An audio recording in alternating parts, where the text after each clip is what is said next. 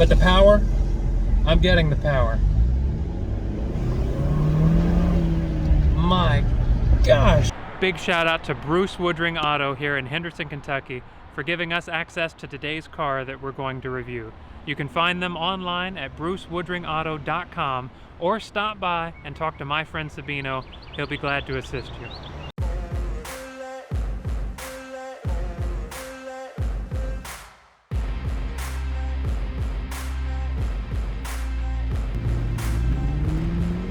I want to hear something. That's what I want to hear. Welcome to Get to Know Cars. I'm Chris, and today I have got a gorgeous Kia K5 GT front-wheel drive. We've got an inline-4 turbo connected to a dual-clutch 8-speed transmission. You're going to put out 290 horsepower and 311 pound-feet of torque, and in a smaller sedan like this, should give you a decent amount of power. Should be a fun ride for sure. Notice on the hood we do get struts, which is always a nice feature. We just did the Sorento, and it does not have it. It has the prop rod, and that hood was a little heavy, so it's nice to have the struts here. Very nice touch.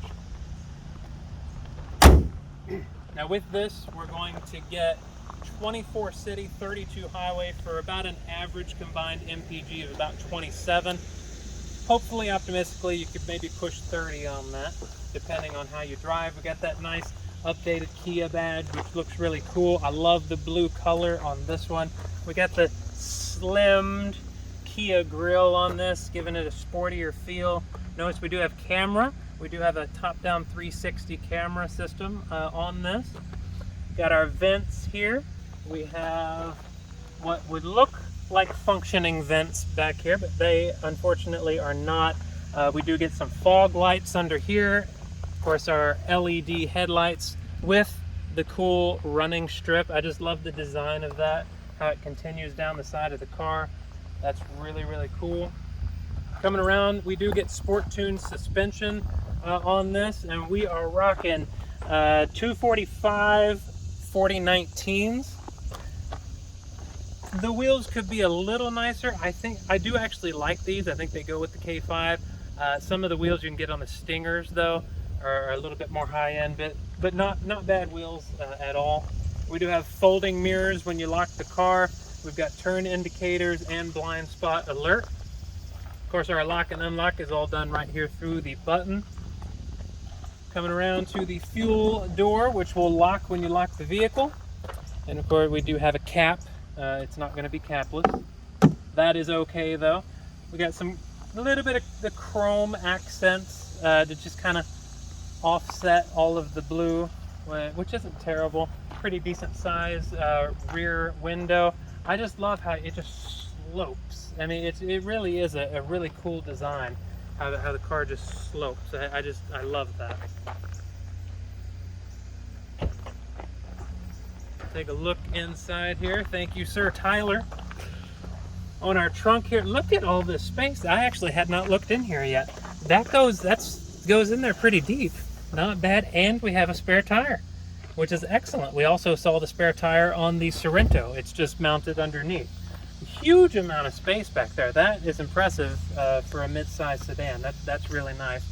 The one thing I wish it did have was something to grab this so you don't have to get fingerprints on it. I just kind of grabbed this. That's what I did on my Elantra, and just kind of, well, I didn't quite get it, but that's okay. We got a really small, thin spoiler here, black accent.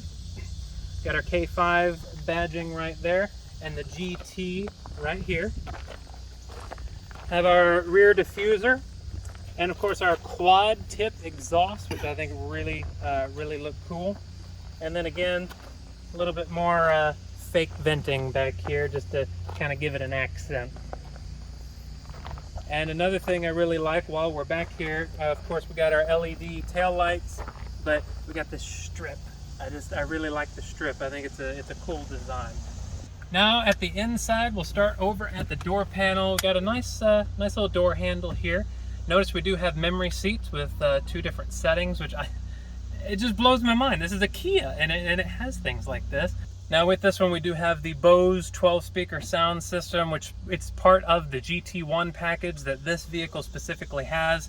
You also get other things such as the 10-way power adjustable driver's seat. We get a heated steering wheel, and you get ventilated seats on top of the heated seats, just to name a few of the things that you get with the GT1 package, which I think, if I remember correctly, it's like a $4,500 option. I looked on Kia's website the other day. So it's a little pricey, but you do get a lot of extras. Here at the door panel though, I love the color scheme in this vehicle with this brown, and we've got a lot going on in the door panel other than the offset colors. You got a little bit of plastic trim here. We got some soft touch here with some stitching. Your armrest is going to be soft touch. Then you got your plastics down here. You got this piano black plastic here, so that's going to get a lot of fingerprints. There's like a groove there. Don't really know why, because you're probably going to use your handle here, but it is what it is. You have your normal controls over here for your windows and your mirrors. Coming in, I love the color of these seats. These are just absolutely beautiful brown with the black accents. These are Kia's Syntex seats, so they're leathery. Basically, you're going to say you have leather seats. That's the bottom line. We do get the GT steering wheel. It says GT in it. It's got the flat bottom to it, and of course got our controls for phone calls, volume, and then of course to control your center screen and so forth. Over here to the left of the steering wheel, just as we saw in the Sorento, we have our lane keep assist and our traction control, as well as a button to open the trunk. And first thing you'll notice, if I can move up a little bit, the seats are very soft. They're very comfortable. I'm just impressed. They just kind of have like a squishiness to them that just make them, you just kind of sink into them a little bit, and I really like that. Also, love the design of the steering wheel, but it's got a good thickness to it, and your 10 and 2 extensions here, they feel really good. They're not overdone. I'd say they're almost perfect. Got our paddle shifters on the back. They are just plastic. Wish they were a little bit bigger. Paddle shifters normally disappoint me, at least in the design. We will be checking how they function in the driving portion though. We'll go ahead and start this up so you can see it come alive. We have analog gauges with a small screen in the middle, which again, while I prefer all digital, this will work just fine. As we saw in the Sorento, we got a lot of this piano black plastic. Not the biggest fan of it, but it is what it is. We got a very similar screen as we saw in there. This is 10.25 inch center screen, very responsive. We can go home. We can see all of our apps here. We do, of course, have Android Auto and Apple CarPlay, all of that good stuff. If I put it in reverse here, you can see, it's a decent backup camera, but we also have that top-down 360 view, which is even better. And I think we can kind of play with the cameras a little bit if you want to see in your blind spots, if you're trying to park or something like that. I like all of the options that we have. That's pretty cool. Of course, it's got the line as you turn the wheel. You'll see that. It's pretty cool. The camera system is quite phenomenal. Nice air vent design. I like these little ridges here. It just gives it a little something. They didn't have to do that, but it's a nice little touch. Of course, we do, as I mentioned, have the heated and ventilated seats. You go up for one and you go down for the other. Obviously, blue is going to be for your cooled seats. We'll just leave that on for now. There's our heated steering wheel and our drive modes. Now, I will say, I just turned that on and I can already feel it. I don't know if I've ever been in a vehicle where the cooled seats activated that quickly. That is nice. I can feel it in my back already. Not bad. You can hear it running just a little bit. It's not the loudest ventilated seat system I've ever heard, though. Some of them run very loud. You can hear it, but it's nothing crazy, and it feels really good. Change your drive modes here. Down in here, we have our wireless charging. Well, Tyler has my phone, but you would just stick your phone right in there, like so, to wireless charge it. There is a setting within the menu to turn this on or off, whether you want it to be already set up for you to put your phone in to where it'll charge. So you may want to make sure that's checked and that it is on. We do have our panoramic sunroof, which is controlled here with the shade and the roof itself. Really nice touch. We have a nice ledge right here. I'm just gonna move that for a second to set some stuff. We got a 12 volt and a couple of USBs there, which are also really nice. Got our auto brake hold and our electronic parking brake. Coming into the center console here, we're not gonna have a light or anything like that, but you get a decent amount of space and you get another USB. Also note our trim work. It's just plastic, but it continues through. Nice design. Instead of just having all of this one piece, they kind of separated it out and made it look a little nicer, and I can appreciate that. Got our glove box right here, which is actually completely empty. Wow.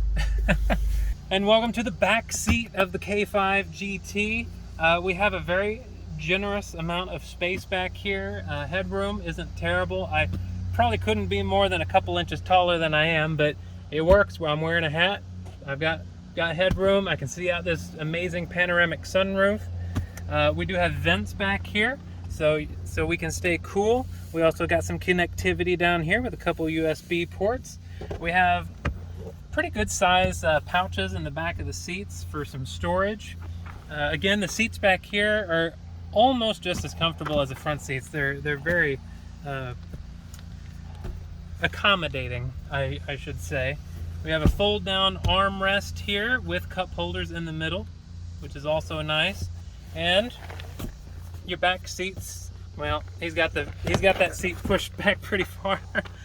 We do have a 60-40 split back here and a pass-through from the trunk, so you can just pass some stuff through, put the seats down, and that's pretty convenient. Although I don't know if you'd really need that. The trunk in this is very generous with the space that you get. All right, starting it up, I'm going to take the K5 for a drive, and I've actually been really excited about this. I think it's such a cool looking car. Let's see how it stacks up in terms of driving. I want to go ahead and put it in sport, just so we go ahead and have it. That works. All right, lower the steering wheel a little bit. The steering wheel is adjustable manually. I'm gonna do the paddles as well. I like having control of those gears. Okay. Yeah, the paddle shifters, the shifting of the gears isn't anything spectacular. It's not overly fun to do. First of all, the paddles themselves are too small, I think.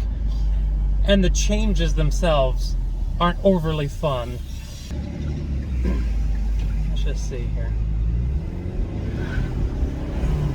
Oh my goodness. Yeah, so that's got a little bit of get up and go, that's for sure. It does 0 to 60 in 5.8 seconds. And that's actually quite impressive for a vehicle this size and a Kia. That's what's just blowing my mind. I have not really gotten to take a look at a lot of these modern Kias.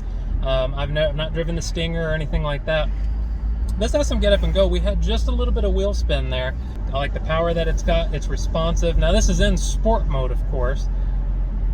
But how cool is that? And I put it back in automatic because shifting the gears wasn't quite doing it for me. I like to actually really feel the shifts. While it was shifting and it seemed fairly responsive, they were almost just too smooth. It was just like, okay, we're just going to change the gears, la-di-da-di-da. I mean, it was like, it didn't give you much different feeling other than from being an automatic, other than the fact that you know you're shifting the gears. I want to feel that I'm shifting the gears. I want that feedback, and I just don't feel like I'm getting it. But the power, I'm getting the power. My gosh, and you can just feel it pull. You can tell that it is a front-wheel drive vehicle. I mean, you can feel the pull. Like I said, the seats are comfortable. I have to say the ride quality is quite comfortable as well. I'm going to put it back into normal mode. There is a Sport Plus option that turns the traction control off. It actually has the indicator there to let you know that it's going to turn it off. Given the lack of traction that I have in sport mode, I don't think I would want the traction to be off. There's no way. No way. With the traction on, I am losing traction. And I'm not trying to. I'm just trying to give it a little bit so I can feel the power, and we're getting that wheel spin. It's a little bit disappointing because what that tells me is to safely play and have fun and experience the power of this vehicle, it might be a little tough to do. If I'm not going to have any better traction than that, that's going to be my biggest concern. But yeah, I sure as heck would not want this thing in Sport Plus mode and turn the traction control off. Absolutely not. Well, there we go. I think in the short amount of time that I've spent with this car, although I would really love to spend a few days with it because I think it would be such a blast. It's a nice car. It's got a good ride. I love the feel of the seats. I love the look of the interior. I love the look of the outside. I think they've styled it very well. It definitely has sufficient power. I think it earns its name, GT. But my only downside is trying to enjoy the power while keeping the traction. That's going to be my only complaint, because I was nowhere near having the pedal to the floor, and we were already getting some wheel spin, and that part I don't like. But I do like the power, so it's kind of a give and take. Until next time, though, I want everyone to stay safe, have fun, and put the pedal down. See you in the next video.